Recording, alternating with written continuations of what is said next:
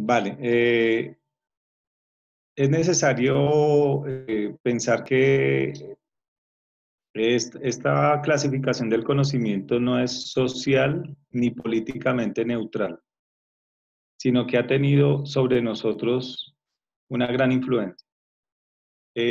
La administración del conocimiento en las escuelas todavía se da de manera disciplinada. El conocimiento en las universidades también, aún, en un gran porcentaje, se da de manera disciplinada. Los acercamientos interdisciplinares no son muchos y podríamos decir que son tímidos aún en las universidades, aunque algunos campos sí requieren de ese acercamiento y necesitan interactuar permanentemente. Pero el hecho de que la escuela todavía administre el conocimiento por materias significa que estamos hablando de un atraso de 200 años aproximadamente, en el cual todavía no tenemos la posibilidad a nivel masivo de que los estudiantes hagan las relaciones entre las distintas áreas del conocimiento. Los estudiantes salen con un conocimiento, si se puede decir, disciplinar, pero ellos no imaginan las relaciones posibles que hay entre esas distintas áreas o disciplinas, porque no se ha enseñado eso y se requiere alguien que lo enseñe. Tal vez lo hacen los profesores de sociales cuando hacen la relación con la geografía, con la historia, con la economía, con la política, con otros conocimientos. Tal vez lo pueda hacer el profesor de artes, que es un profesor que puede relacionar todas las áreas que convergen en la historia del arte, los conocimientos científicos, los conocimientos políticos, históricos, sociales, técnicos que se dan o religiosos que se dan en el arte, pero no son muchos los profesores que puedan hacerlo. Entonces, el hecho de que sigamos mirando todavía el sujeto y el objeto por separado, que es algo inexistente, porque eso ya no existe, eh, lo debemos a la escuela, ¿no? La visión compartimentada de las cosas y de los seres todavía la debemos a la escuela. La escuela nos enseña a ver el objeto separado del sujeto. Actualmente, el concepto de ciencia es un concepto que pasa por la interpretación. Hay un experimento y sobre todo estamos hablando de todo el cambio generado por la física de partículas o la física atómica, que es muy, muy importante en términos del modelo que nos deja y el paradigma que nos deja. Y es que em, en un experimento denominado el colapso de la función de onda, se espera que las ondas eh, pasen, se muevan o atraviesen por un espacio específico y esto no sucede. Digamos, en la observación del investigador esto no sucede. Pero cuando él piensa que esa onda que puede atravesar un espacio determinado atraviesa, la onda se colapsa.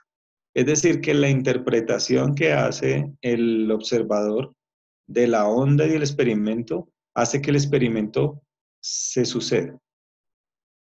Eso lo que ha generado, por ejemplo, es un gran cambio paradigmático en qué se concibe como ciencia, porque ellos dicen, en el momento en que interpreto se produce el fenómeno. Así que es producto de la intención del espectador la producción del fenómeno.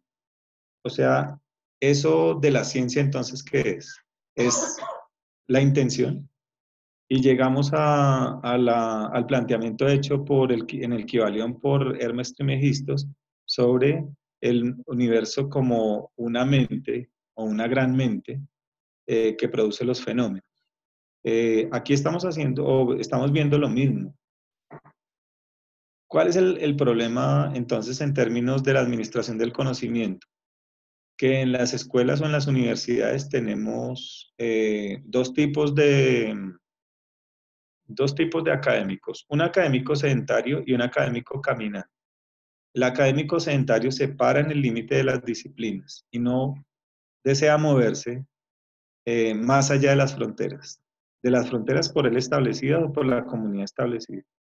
Pero el caminante quiere ir más allá de esas fronteras y propone nuevas conexiones, nuevas formas de organizar el conocimiento, nuevas maneras de ver.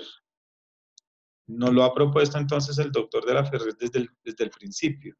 Hay una manera distinta de ver y hay una manera que pasa por el hecho de no tener prejuicios o por el hecho de no tener, de no juzgar previamente el conocimiento, sino entrar desde una perspectiva científica. La religión es una manera y una óptica una manera de conocer, una forma de conocer. No podemos decir que todas las personas que han hecho parte de este campo durante 15 o 20 mil años no hayan pensado, porque pues es muy atrevido decirlo. Lo que podemos decir es que hay otras maneras en que el conocimiento se puede ver. Y quiero traer a colación algo que me llamó mucho la atención en el propósito psicológico, místicos y humanistas. El doctor de la Ferrier está hablando de religión, de religiosos y de humanistas en el año 50. En el año 50 la religión aún es muy fuerte en Occidente, sobre todo la religión católica. En Colombia, por ejemplo, las misas se daban en latín y el sacerdote daba la espalda al público o a los feligreses y era pecado leer la Biblia.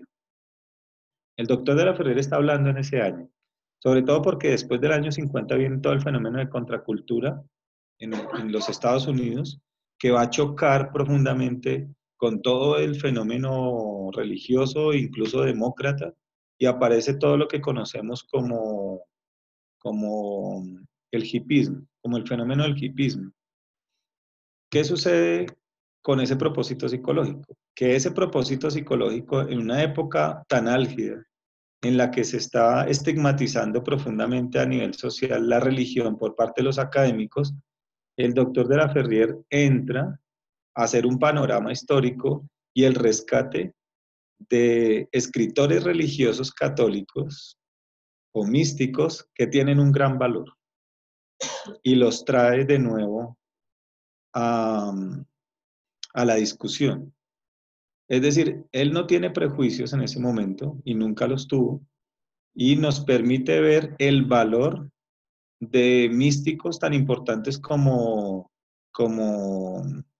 Meister Eckhart en el siglo XII, que está escribiendo, y si uno podría hacer un paralelo de Eckhart con algunos escritos, por ejemplo, de Capra en este momento, o los escritos de Pribram, todos estos teóricos estadounidenses que han venido hablando sobre la relación ciencia y religión, incluso que tienen amistad con el Dalai Lama, uno diría, este señor, este teólogo del siglo XIII, es un teólogo de una gran actualidad y es rescatado por el doctor de la Ferrier en el año 50.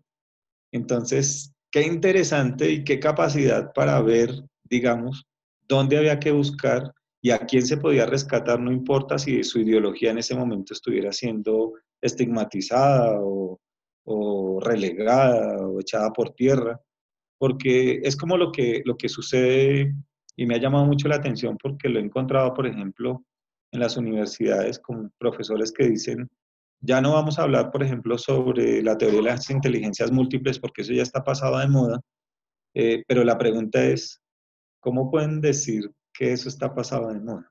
Es decir, ¿cómo pueden relegar completamente al autor diciendo que el autor no tiene validez? Eso es dogmatismo científico. Lo que se puede decir es, vamos a ver de ese autor qué nos sirve y qué es actual y qué se puede poner en discusión. Pero cuando uno ve la teoría de las inteligencias múltiples de Gardner, uno está viendo todo el proceso astrológico de la aparición de Venus, de la aparición de Mercurio, de la aparición de Saturno, de la aparición de Urano, de la aparición de Neptuno, de Plutón. Por supuesto, cuando está hablando sobre la capacidad, por ejemplo, de las inteligencias interpersonal o intrapersonal, lo que nos está mostrando Gardner es a Neptuno y a Urano. Cuando nos está hablando de la inteligencia espacial, nos está hablando de Venus, de la inteligencia lingüística de Mercurio. Pero me llama mucho la atención cómo lo relegan, sobre todo personas que no han tenido el proceso investigativo que ha tenido Garner. Ha pasado muchos años, muchos años haciendo investigación para que alguien que no tiene la investigación ni el tiempo que él ha tenido en sus conclusiones diga que no sirve. Y por eso creo que desconocemos la obra del maestre en el sentido de las puertas que podría abrir al leer con detenimiento los propósitos, el libro negro, porque hay demasiada información encapsulada.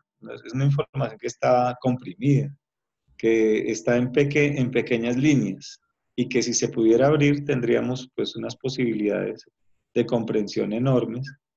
Eh, Quiero contarles que eh, en una universidad llegó un profesor del Brasil y el profesor del Brasil eh, nos cuenta una propuesta hecha en la Universidad del Sur de Bahía, en Brasil, que se llama la Universidad Interdisciplinar del Sur de Bahía. La universidad enseña artes, licenciatura en artes, pero se enseña química, física, biología, matemática para artistas. Es una propuesta que nos dejó completamente impresionados. Entonces la pregunta es, profe, ¿cómo desarrollan eso? Él dice, pues se hizo el análisis de los conocimientos que en el arte del siglo XX, derivados de otros campos diferentes al arte, convergieron en la práctica artística. Y se encontraron, por ejemplo, cómo había biólogos, como hubo físicos, como hubo ingenieros mecánicos, como hubo abogados y cómo hubo matemáticos, por ejemplo, y se vio que era posible enseñarle a los artistas para que los artistas hicieran propuestas artísticas o enseñaran artes a través de los conocimientos de las ciencias sociales. Uno dice, wow, estamos frente a una visión de avanzada, de vanguardia, que es como algo que nosotros como fraternidad deberíamos estar pensando, eh, porque es acuariano, es sumamente acuariano. Es la interpretación de la ciencia, entonces quería como contarles eso, porque también la escuela está por repensarse, por revisarse. Podríamos decir que uno de los ejemplos en este momento que está pensando mucho la escuela o que la ha venido pensando mucho es el proyecto de Steiner, de las escuelas Waldorf. Steiner hace su propuesta en el año 1930, pero en el año 1930 están los grandes pedagogos como Montessori, eh, los pedagogos, ¿me escuchan?